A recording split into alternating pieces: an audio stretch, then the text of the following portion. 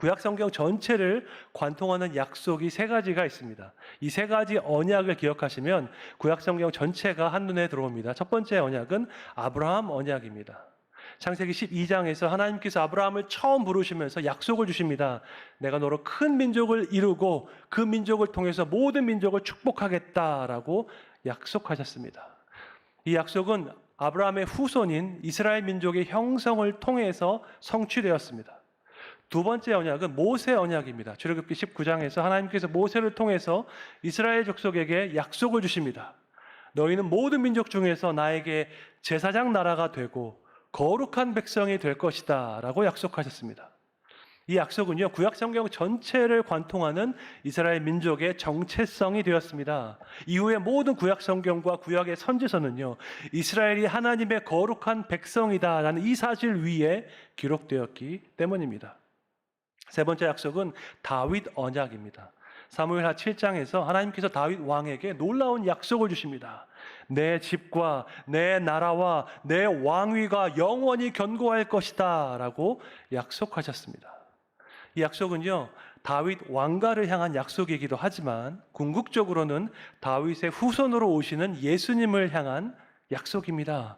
예수님께서 성취하신 그 하나님의 나라가 영원히 쇠하지 않고 견고할 것이라는 약속입니다. 구약과 신약을 비교하는 사람 중에서요, 이렇게 말하는 경우가 있습니다. 구약은 율법의 시대이고 신약은 은혜의 시대이다 라고 주장하는 학자들이 있습니다. 구약 시대에는 율법을 지킴으로써 의롭게 되었고 신약 시대에는 은혜, 예수님의 은혜를 받음으로써 의롭게 되었다는 것입니다. 이 말은 그럴듯하게 들리지만 신학적으로 옳지 않습니다. 왜냐하면 구약도 은혜의 시대이고 신약도 은혜의 시대이기 때문입니다. 오늘 본문은 이 사실을 명확하게 보여주고 있습니다. 출애굽기 19장은요, 모세가 율법을 받기 이전의 이야기입니다. 이스라엘 민족에게 율법을 주시기 이전에 하나님께서 이렇게 말씀하십니다. 출애굽기 19장 4절 말씀 함께 읽겠습니다. 내가 애굽 사람에게 어떻게 행하였음과 내가 어떻게 독수리 날개로 너희를 업어 내게로 인도하였음을 너희가 보았느니라. 아멘. 하나님께서 이스라엘 민족을 애굽에서 시내산으로 인도했다고 말씀하십니다. 어떻게 인도하셨지요? 독수리 날개에 업어서 인도하셨다라고 말씀하고 있습니다. 독수리는 모든 새 중에서 가장 강인한 새입니다. 그 날개로 업어서 인도했으니 가장 안전하고 가장 확실하게 이스라엘을 인도하셨습니다. 그런데 신명기에 보면 또 한 번 독수리의 날개가 나옵니다. 신명기 32장 11절 말씀 함께 읽겠습니다. 마치 독수리가 자기의 보금자리를 어지럽게 하며 자기의 새끼 위에 너풀거리며 그의 날개를 펴서 새끼를 받으며 그의 날개 위에 그것을 엎는 것 같이. 아멘. 우리는 히브리어를 잘 모르기 때문에 이 말씀을 보면 그냥 그런가 보다 합니다. 하지만 히브리어를 아는 사람이 이 말씀에서 너풀거리며 라는 단어를 보면 생각나는 구절이 있습니다. 바로 창세기 1장 2절 말씀입니다. 함께 읽겠습니다. 땅이 혼돈하고 공허하며 흑암이 깊음 위에 있고 하나님의 영은 수면 위에 운행하시니라. 아멘. 신명기 32장의 너풀거리며와 창세기 1장의 운행하시니라가 히브리어로 같은 단어 라하프라는 단어입니다. 또한 신명기 32장에 사용된 광야라는 단어와 창세기 1장에 나오는 혼돈이라는 단어가 히브리어로 같은 단어입니다. 이것이 무슨 뜻입니까? 태초에 땅이 혼돈할 때 그곳에서 역사하시고 운행하셨던 하나님께서 이스라엘 민족이 광야를 지나갈 때 거기에서도 역사하시고 보호하셨다는 뜻입니다. 성경은요, 성령 하나님을 묘사할 때 새 이미지를 사용해서 묘사합니다. 독수리가 날개를 펴서 너풀거리듯이 성령 하나님께서 이스라엘 민족을 광야 가운데서 지키셨습니다. 그리고 1500년 이후에 예수님께서 광야에서 세례를 받으실 때 성령께서 어떻게 임하셨지요? 비둘기같이 임하셨습니다. 놀랍지 않습니까? 성경에는요, 우리가 상상할 수도 없는 놀라운 진리가 다 연결되어 있습니다. 평생 동안 연구해도 다 알 수 없는 것이 바로 하나님의 말씀인 성경입니다. 출애굽기 19장의 포인트는 이것입니다. 이스라엘 민족이 율법을 받기 이전에 하나님께서 독수리 날개로 그들을 구원하셨습니다. 다시 말해서 이스라엘이 율법을 지켜서 구원받은 것이 아니라 하나님의 무조건적인 은혜로 구원을 받은 것입니다. 그러므로 구약은 율법의 시대, 신약은 은혜의 시대라고 말하는 것은 옳지 않습니다. 구약도 은혜의 시대, 신약도 은혜의 시대이기 때문입니다. 이스라엘 민족이 애굽으로부터 구원받은 것은요, 율법을 지켰기 때문이 아니라 하나님께서 그들을 긍휼히 여기셨기 때문입니다. 더 정확하게 말하면 하나님께서 아브라함에게 하셨던 그 약속을 기억하셨기 때문입니다. 창세기 15장에 보면 하나님께서 아브라함에게 약속하십니다. 내 자손이 이방 나라에서 객이 될 것인데 400년 동안 종 노릇할 것이라고 예언하십니다. 그러나 하나님께서 그들을 구원하시고 그 이방 나라를 징벌하시겠다고 약속하십니다. 그러므로 이스라엘이 구원을 받은 것은요, 율법을 지켰기 때문이 아니라 하나님께서 그분의 약속을 기억하셨기 때문입니다. 우리 역시 마찬가지입니다. 우리가 구원을 받은 것, 우리가 오늘 하루를 살아갈 수 있는 것은 하나님의 은혜 때문인 줄로 믿습니다. 우리 인생에 특별한 의미가 있는 것은요, 우리가 특별한 일을 했기 때문이 아닙니다. 하나님의 특별한 은혜를 받았기 때문에 우리 인생에 특별한 의미가 있는 줄로 믿습니다. 날마다 새로운 은혜, 어떤 상황에서도 포기하지 않는 그 하나님의 사랑을 우리가 받았기 때문에 우리 인생이 특별한 것입니다. 하나님의 특별한 은혜를 받은 자로서 그 은혜로 인해서 기뻐하고 감사하시기를 주님의 이름으로 축원합니다. 하나님의 은혜로 이스라엘을 구원하신 그 하나님께서 그들과 언약을 이제 맺으십니다. 고대 사회에서 이제 언약을 맺을 때에는요, 당사자들이 이행해야 하는 부분이 있었습니다. 하나님께서 먼저 이스라엘을 향한 사랑과 은혜를 보이셨으니까 이제는 이스라엘도 하나님을 향한 사랑과 충성을 보여야 하는 것입니다. 이것이 출애굽기 19장 5절에 나와 있습니다. 함께 읽겠습니다.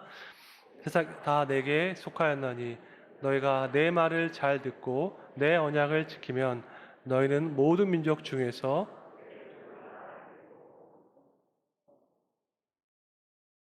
은혜로 이스라엘을 구원하신 하나님께서 이제 그들에게 순종을 요구하십니다. 그분의 말씀을 잘 듣고 그분과의 그 언약을 지킬 것을 요구하십니다. 그렇게 할 때 이스라엘 민족이 모든 민족 중에서 내 소유가 될 것이다 라고 말씀하셨습니다. 여기에서 내 소유라는 표현이요, 영어로 보면은 my treasured possession 이라고 되어 있습니다. 보물과도 같이 특별한 나의 소유라는 뜻입니다. 이것은 고대 사회에서요, 왕이 특별하게 아끼는 금, 은, 보석을 가리킬 때 사용한 말입니다. 그 나라의 모든 것이 왕의 것이지만 그 중에서도 왕이 특별하게 아끼는 보물이 있었습니다. 마찬가지로 하나님께서 우주의 왕으로서 모든 것을 소유하셨지만 이스라엘을 특별하게 생각하시고 사랑하신다는 뜻입니다. 어떤 사람은 이 말을 들으면 마음이 불편할 수 있습니다. 하나님이 모든 민족을 공평하게 사랑해야지 왜 이스라엘을 특별하게 사랑하실까? 왜 이스라엘만 선택해서 그들을 편애하실까라고 질문할 수 있습니다. 하지만 이것은 하나님의 선택을 오해한 것입니다. 하나님께서 누군가를 선택할 때에는요, 그 사람만 더 사랑하기 때문이 아니라 그를 통해서 많은 사람을 축복하기 위해서입니다. 이 사실을 잘 보여주는 말씀이 아브라함을 향한 하나님의 선택에 있습니다. 창세기 12장 3절에 보니까 땅의 모든 족속이 너로 말미암아 복을 얻을 것이라 라고 주님께서 말씀하셨습니다. 너로 말미암아, through you, 너를 통해서 복을 받을 것이다 약속하셨습니다. 이 말씀을 보면 하나님께서 아브라함을 편애하신 것이 아닙니다. 하나님의 선택은 그 사람을 향한 편애가 아니라 그를 통해서 모든 민족을 축복하기 위한 목적에 있습니다. 우리 하나님은요, 공의로우시기 때문에요, 특정 개인이나 특정 민족을 편애하지 않습니다. 다만 하나님의 구원의 역사를 이루기 위해서 특정 개인이나 민족을 선택하십니다. 택하신 자들을 통해서 하나님이 어떠한 분이신지를 나타내시고 하나님의 그 구원의 길을 온 세상 가운데 드러내시는 것입니다. 그러므로 하나님의 선택을 받은 사람들에게는요, 특별한 사명이 있습니다. 그것은 바로 순종입니다. 출애굽기 19장 5절에 보니까 너희가 내 말을 잘 듣고 내 언약을 지키면 이라고 주님께서 말씀하고 계십니다. 혹시 여러분 중에 하나님께 특별하게 사용받기 원하시는 분이 계십니까? 방법이 있습니다. 그것은 하나님의 말씀에 특별하게 순종하는 것입니다. 이것은 성경이 증거하고 기독교 역사가 증거하는 사실입니다. 하나님께 특별하게 사용받은 사람들에게 공통점이 한 가지 있는데 그것은 하나님께 특별하게 순종하는 것이었습니다. 미국 국립의학도서관에서 발행한 학술지가 있습니다. 그 학술지 2017년 3월호에 보면요, 루이스 헨리 세브란스에 관한 논문이 나옵니다. 그는 이제 세계적인 석유회사 스탠다드 오일을 창업한 사람으로서 어마어마한 부자였습니다. 세브란스가 62세가 되었던 1900년도 4월 달에 뉴욕에서 국제 선교 대회가 열렸습니다.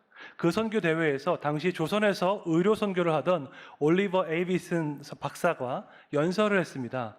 우리나라 최초의 서양식 병원인 광해원이 이제 제중원으로 이름을 바꿨는데요. 에이비슨 선교사는 제중원 원장으로 사역하고 있었습니다. 그는 조선에 서양식 그 병원이 너무나도 절실하게 필요하고 의료인을 양성할 의과대학이 필요하다고 그 선교 대회에서 연설했습니다. 그 연설을 들은 루이스 세브란스는 마음에 감동을 받고 이것이 하나님의 뜻이라는 확신을 가졌습니다. 그래서 에이비스 선교사에게 조선에 병원을 세우려면 얼마가 드는지 물었습니다. 에이비슨 박사가 1만 달러가 필요하다고 말했고 세브란스는 그 자리에서 그 돈을 기부했습니다. 그런데 청일전쟁의 여파로 인해서 물가가 많이 오르게 되었고요. 5천 달러가 더 필요했습니다. 세브란스는 그 비용도 후원했고 병원이 완공된 이후에는 의료 장비와 내부 시설을 위해서 3만 달러를 더 후원했습니다. 그렇게 지어진 병원이 오늘날까지 있는 연세 세브란스 병원입니다. 하나님께 큰 복을 받은 루이스 세브란스는요, 그것으로 자기 자신만을 위해서 살지 않았습니다. 막대한 부를 가졌기 때문에 어쩌면 돈을 향한 그 유혹이 더 컸을 텐데 그는 돈을 사랑하지 않고 하나님을 사랑하며 하나님의 뜻에 순종했습니다. 세브란스가 평생에 가장 사랑했다는 성경 구절이 있습니다. 사도행전 20장 35절 말씀입니다. 함께 읽겠습니다. 주 예수께서 친히 말씀하신 바 주는 것이 받는 것보다 복이 있다 하심을 기억하여야 할지니라. 아멘. 여러분은 이 말씀이 진리임을 믿습니까? 머리로만 믿습니까? 아니면 마음으로도 믿습니까? 아니면 실천해 보았기 때문에 경험적으로 믿습니까? 주는 것이 받는 것보다 복이 있다는 이 말씀을 실천해서 이 말씀이 얼마나 진리인지를 경험해 보시기를 주님의 이름으로 축원합니다. 특별한 은혜로 구원을 받은 우리에게는요, 특별한 사명이 주어졌습니다. 그것은 하나님을 사랑하고 그분의 말씀에 순종하는 것입니다. 우리가 하나님께 순종할 때 이 세상은 하나님의 그 아름다움을 보게 될 줄로 믿습니다. 여러분 모두 주님께 전심으로 순종하여서 하나님의 보물과도 같이 귀하게 쓰임받기를 주님의 이름으로 축원합니다. 하나님께서 이스라엘에게 사명을 주시며 또한 특별한 약속 또한 주셨습니다. 장차 그들이 이 세상에서 어떠한 역할을 감당하게 될지 주님께서 약속하셨습니다. 출애굽기 19장 6절 말씀입니다. 함께 읽겠습니다. 너희가 내게 대하여 제사장 나라가 되며 거룩한 백성이 되리라. 너는 이 말을 이스라엘 자손에게 전할지니라. 아멘. 이스라엘 민족이 하나님의 명령에 순종할 때 이 땅 가운데 그들은 제사장 나라가 되고 거룩한 백성이 될 것이라고 주님께서 약속하십니다. 이것은 너무나도 영광스러운 일이고요. 너무나도 중요한 책임입니다. 먼저 구약시대의 제사장은요, 하나님과 백성 사이에서 중재자 역할을 했습니다. 하나님께 대하여는 백성들의 죄를 사하는 제사를 올려드리고 중보기도를 올려드렸습니다. 그리고 백성에 대하여는 율법을 가르치고 하나님의 뜻을 선포하는 사역을 섬겼습니다. 제사장의 역할은 너무나도 중요한 일이었고요. 하나님과의 관계가 회복되는데 필수적이었습니다. 예수님께서 이 땅 가운데 오실 때 완벽한 제사장으로 오셔서 그분의 몸으로 제물을 드려서 제사를 드렸습니다. 예수님의 그 제사장 사역으로 인해서 우리의 모든 죄가 용서를 받은 것입니다. 그런데 하나님께서 이스라엘에게 그 민족 전체에게 너희가 제사장 나라가 될 것이라고 약속하고 계십니다. 개인을 넘어서서 국가 전체가 제사장 역할을 할 것이라는 말씀입니다. 어떤 의미에서 이것은 하나님을 대표하는 특별한 권세를 주는 것과도 같습니다. 하나님이 누구이시고 그분의 뜻이 어떤 것인지 모든 민족에게 알려주는 그러한 영광스러운 책임을 주신 것입니다. 오늘날에도요, 국가를 대표하는 특별한 권세를 주는 경우가 있습니다. 특별히 외교관들에게, 외국에서 일하는 외교관들에게 우리나라를 대표하는 특별한 그 권세를 줍니다. 그래서 외국에 나가서요, 한국 대사관이 있으면 얼마나 마음이 든든하고 좋은지 모릅니다. 제가 사역했던 아프리카 부룬디에는요, 한국 대사관이 없었습니다. 그곳에 거주한 한국인이 15명 정도밖에 안 됐기 때문에 대사관이 없었습니다. 그래서 특별한 일이 있을 때, 위험한 일이 있을 때 인접국인 르완다에 있는 한국 대사관에서 연락을 했습니다. 지금 위험하니까 안전하게 지내라고 당부했습니다. 그럴 때마다 부룬디에 한국 대사관이 없는 것이 얼마나 안타까웠는지 모릅니다. 그러던 중에 제가 오랫동안 외교관으로 일하셨던 장로님 한 분을 만나게 되었습니다. 이분은 아프리카에도 계셨고 유럽에도 계셨고 캐나다에도 계셨습니다. 서울에서 이분을 만나서 식사하는 중에 제가 깜짝 놀랐습니다. 왜냐하면 제가 만나본 모든 사람 중에서 테이블 매너가 가장 완벽했기 때문입니다. 음식을 먹을 때의 매너, 상대방과 대화할 때의 매너, 종업원을 대하는 그 매너가 정말 완벽했습니다. 그때 제가 깨달았습니다. 아무나 외교관 하는 게 아니구나. 외국에서 우리나라를 대표하기 위해서는 철저한 준비와 훈련이 필요하구나 깨달았습니다. 마찬가지입니다. 하나님께서 우리를 제사장 나라로 삼으셨는데 이것은 아무나 할 수 있는 일이 아닙니다.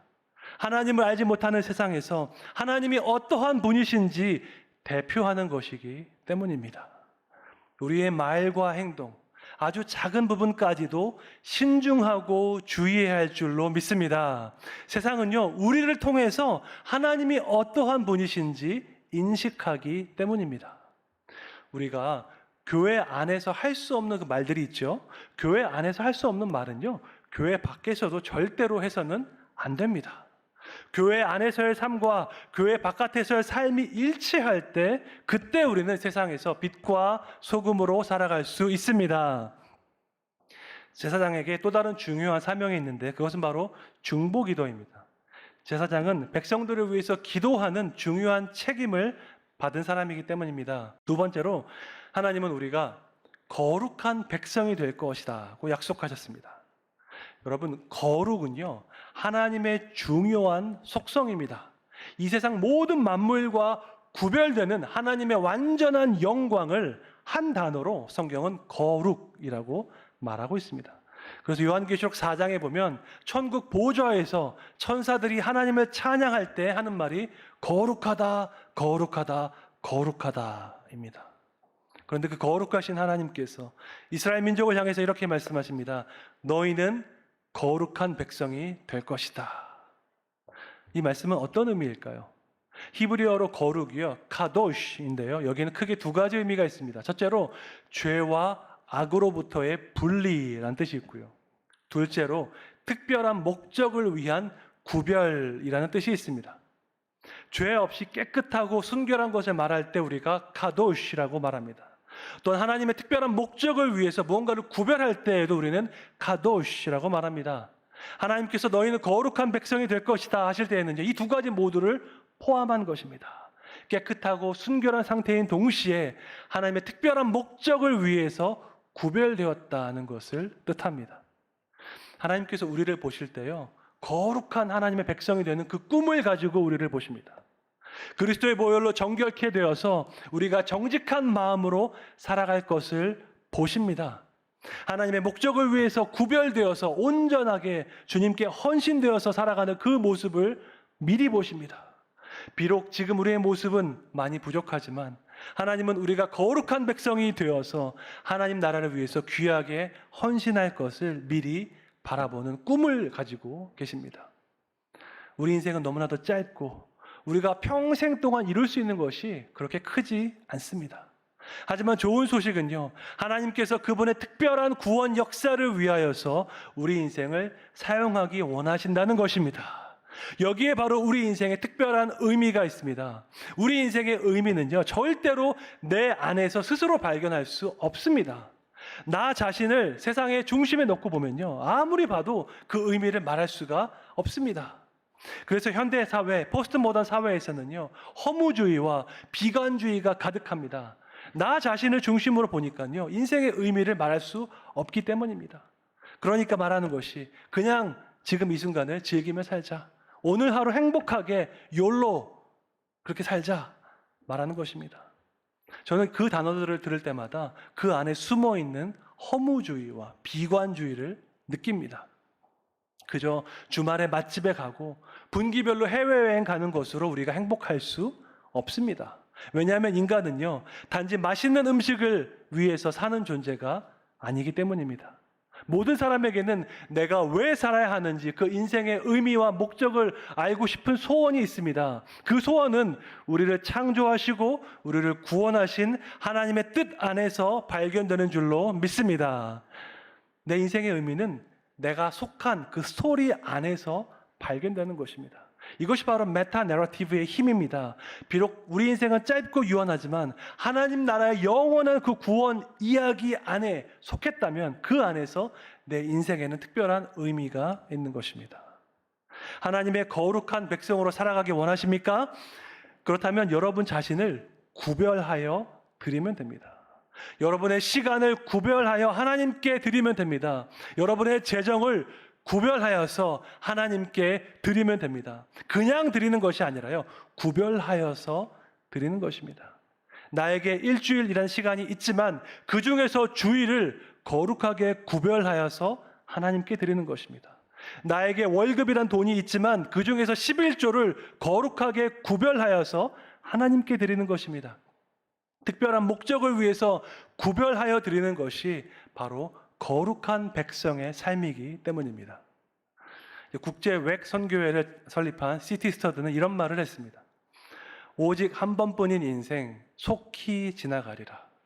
오직 그리스도를 위한 일만이 영원하리라 라고 말했습니다. 목회자로 사역하다 보면요, 장례 예배를 많이 인도하게 됩니다. 최소한 한 달에 2-3번은 장례식에 가서 예배를 인도합니다. 장례 예배를 인도할 때마다 C.T. 스터드의 이 말이 얼마나 진리인지 깨닫습니다. 한 번뿐인 우리 인생 너무나도 빨리 지나갑니다. 며칠 안 된 것 같은데 벌써 10년이 금방 지나갔습니다. 여러분, 지난 한 번 10년 동안 뭐 했나 돌아보십시오. 생각에 남는 것이 그렇게 많지 않습니다. 그런데 그리스도를 위해서 했던 일은 기억이 납니다. 그때 내가 교회를 위해서 이런 일을 했었지. 그때 내가 선교사님을 위해서 이런 헌신을 했었지. 우리 인생이 끝나는 날 무엇이 기억에 남을까요? 오직 그리스도를 위해 했던 일만 기억에 남는 줄로 믿습니다. 그리스도의 사랑을 전하기 위해서, 복음을 전하기 위해서 나의 시간을 구별하여 드리고 나의 재정을 구별하여 드린 것만이 기억에 남을 줄로 믿습니다. 구약에서 가장 중요한 그 시내산 언약을 맺을 때 하나님께서 이스라엘에게 2가지 약속을 주셨습니다. 그들이 이 언약에 순종하면 제사장 나라가 되고 거룩한 백성이 될 것이라고 약속하셨습니다. 그리고 시간이 쭉 흘러서 신약 시대가 되었습니다. 그 약속이 어떻게 성취되었는지 사도 베드로가 이렇게 말하고 있습니다. 베드로전서 2장 9절입니다. 함께 읽겠습니다. 그러나 너희는 택하신 족속이요 왕 같은 제사장들이요 거룩한 나라요 그의 소유된 백성이니 이는 너희를 어두운 데서 불러내어 그의 기이한 빛에 들어가게 하신 이의 아름다운 덕을 선포하게 하려 하심이라. 아멘. 이 말씀에 보면 출애굽기 19장에 있는 그 모든 내용이 다 나와 있습니다. 하나님의 선택, 왕 같은 제사장, 거룩한 나라, 그의 소유된 백성, 이 모든 것의 목적은요, 우리를 죄와 사망에서 구원하신 하나님의 아름다운 덕을 선포하게 하려 하심입니다.